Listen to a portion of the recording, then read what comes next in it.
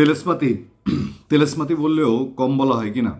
বা মানে এত বেশি বিশৃঙ্খলা, এত বেশি একটা নৈরাজ্যকর পরিস্থিতি রাজধানী ঢাকার 5 আগস্টও মানুষ দেখেছে। 5 আগস্টে যে ঘটনাটি ঘটেছে এটা অবিসম্ভাবী হয়ে উঠেছিল। লক্ষ লক্ষ মানুষ ঢুকেছে ঢাকা শহরে, কিন্তু লক্ষ লক্ষ মানুষ না ঢুকেও এই যে একের পর এক তেলিস্মাতি, ওই লাখ টাকার লোভ দেখিয়ে মানুষজনকে ঢাকায় জড়ো করা।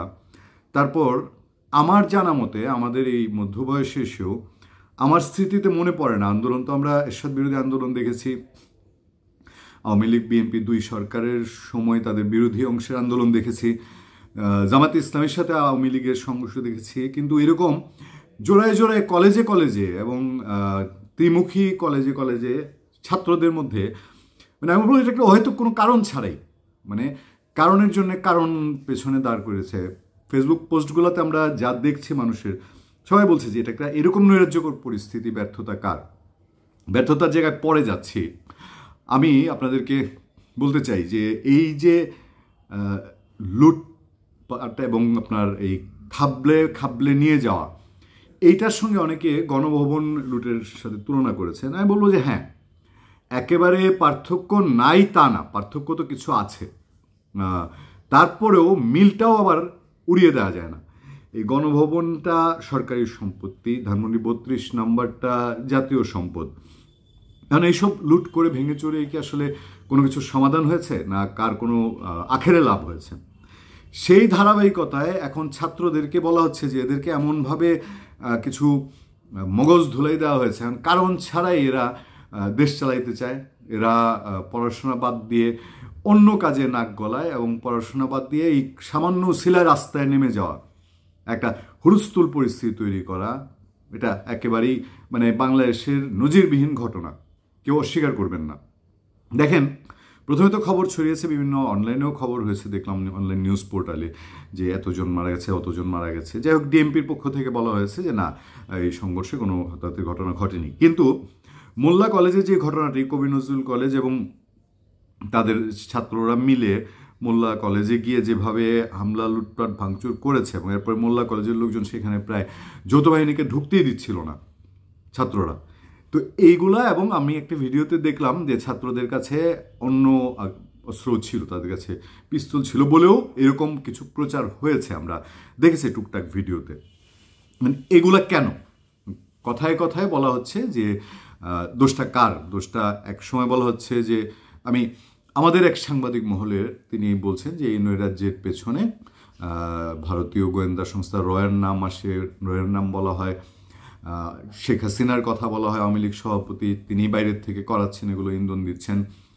আবার আওয়ামী লীগের দিক থেকে বলা হয় যে এগুলা ছাত্রদল করছে। কেন করছে? যে এই সরকারের যে ইলেকশন দেরি করার একটা চিন্তা ভাবনা, সেই ইলেকশনটা দেরি যেন করতে না পারে, তাড়াতাড়ি একটা জরুরি অবস্থা আসুক বা এরকম কিছু এসবের মধ্যে দিয়ে আপনার ইলেকশনটা দ্রুত হলে বিএনপি ক্ষমতায় যাবে। এখন কে করছে এটা বের করার দায়িত্ব বাংলাদেশের গোয়েন্দা সংস্থার।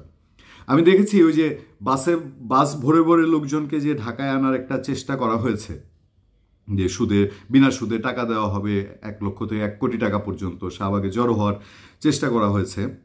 সেই চেষ্টা নিয়ে এই বৈষম্যবিরোধী ছাত্র আন্দোলনের যে সমন্বয়ক আব্দুল কাদের, তিনি বলছেন যে আমাদের গোয়েন্দা সংস্থাগুলো কি করছে। এরকম গ্রামগঞ্জে গিয়ে একেবারে ক্যাম্পিং করে একটা নির্দিষ্ট পার্টির কথা বলা হচ্ছে, ফরওয়ার্ড পার্টি সম্ভবত, আমি যদি ভুল না করি।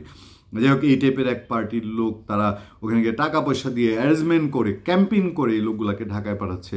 তাহলে আমাদের গোয়েন্দা সংস্থাগুলোর কাছে এই খবর কেন ছিল না, বা ছিল কিনা? তিনি এই প্রশ্নও তুলেছেন যে তাহলে কি এইসব ষড়যন্ত্রের সাথে তারা জড়িত? আমি বলবো না, সাধারণ মানুষ কি বলছে? সাধারণ মানুষ বলছে যে না, আওয়ামী লীগ বিএনপি কোনো আমলেই তো এই ধরনের ব্যাপক নৈরাজ্যকর পরিস্থিতি দেখা যায়নি। এমনকি পুলিশকে ঠিকমতো চালাতে পারছে না স্বরাষ্ট্র মন্ত্রণালয়, তাহলে কি ঠিকমতো প্রশাসনের উপর কন্ট্রোল রাখতে পারছে না, ঠিকমতো গোয়েন্দাদের উপরে কন্ট্রোল রাখতে পারছে না, নাকি সবাই গা ছেড়ে বসে আছে যে আল্লাহর হস্তে দেশ চলুক? দেশটা আল্লাহর হস্তে চলারই একটা নজির এগুলা কিনা, যে এটা যা হওয়ার হয়ে যাক। কেউ কেউ এই কথাও টুনটুন করেন যে গৃহযুদ্ধ। আর সেই গৃহযুদ্ধ হলে কার লাভ, কার ক্ষতি? 12টা তো বাজবে পাবলিকের, 12টা তো বাজবে রাজনৈতিক দলগুলোর। এখানে তো আর অন্য কারো কোনো কিছু মানে যারা বাংলাদেশের মূল স্টেক হোল্ডার সাধারণ মানুষ এবং রাজনীতিবিদরা, তাদের পাওয়ার তো তেমন কিছু আমি দেখি না। তা হারাতে যে হবে, কার ইচ্ছা হারাতে হবে, এই অবস্থাটা কে তৈরি করছে এবং এখন দায়িত্বটা কার? এখন তো এই দায়িত্ব যে কোনো মূল্যে কোনো এক্সকিউজ দিয়ে যে এটার পেছনে ষড়যন্ত্র, এটার পেছনে শেখ হাসিনা, এটার পেছনে বিএনপি, এটার পেছনে অমুক এই গোয়েন্দা সংস্থা, বিদেশি গোয়েন্দা সংস্থা, জাতীয় আন্তর্জাতিক বলার চেষ্টা করছে উপদেষ্টারা, যে তারা বলছে যে এখানে বল প্রয়োগ করা হচ্ছে না, ক্ষয়ক্ষতি আরও বেশি হতো, পুলিশ অ্যাকশানে যাচ্ছে না। আসলে কি তাই? নাকি যাই ব্যাখ্যা দেন দায় দায়িত্ব আপনাদের উপরে, আপনাদেরকে এনিহাও মেকানিজম বের করে এইসব পরিস্থিতি মোকাবেলা করতেই হবে, কারণ হচ্ছে এখন সরকারে আপনারা। আর ব্যর্থ যার কারণেই হন, যার ষড়যন্ত্রের যদি কারণেও হয়ে থাকেন, তাহলে দায় কিন্তু ফাইনালি দায় দায়িত্বের হিসাব আপনাদের উপরে আসার কথা। মানুষ তো সেটাই বলছে যে আপনারা সেটুকু করতে পারছেন না কেন, বা পারছেন না কি না, অথবা যাকে যেখানে বসানো দরকার ছিল তাকে কি সেখানে বসাতে পেরেছেন কিনা, এই প্রশ্নগুলো উঠতো না যদি একের পর এক কাণ্ড কারখানা, যে একেবারে ঘরের গৃহপরিচারিকা থেকে শুরু করে বিশ্ববিদ্যালয়ের শিক্ষক বলি আর বড় অফিসার বলি, মানে এখন কিছু হইলেই রাস্তায় নেমে এবার লুটপাট, ভাঙচুর, হুমকি ধুমকি, বিপ্লব, বিদ্রোহ, এই টাইপের কথাবার্তা। শেষ তো বলি, কথাগুলো এই কারণেই আসছে, বলা হচ্ছে এনজিও মার্কার সরকার, এটা বেসিক্যালি বিপ্লবী সরকার যদি হইতো বা ক্যাটেরিয়াস গভর্নমেন্ট হতো, তাহলে হয়তো এই পরিস্থিতি টেকেল হতো। সবাই পরামর্শ দিচ্ছেন যে শক্ত হাতে দমন করেন। আমরা কেউই বাংলাদেশের অমঙ্গল চাই না, আপনারা নিশ্চয়ই চান না। সেই প্রত্যাশা শেষ করছি। আপনাদের সবার সাথে সত্য, করুণা এবং সহনশীলতার সাথে আছি আমি, আতিক রহমান পূর্ণিয়া।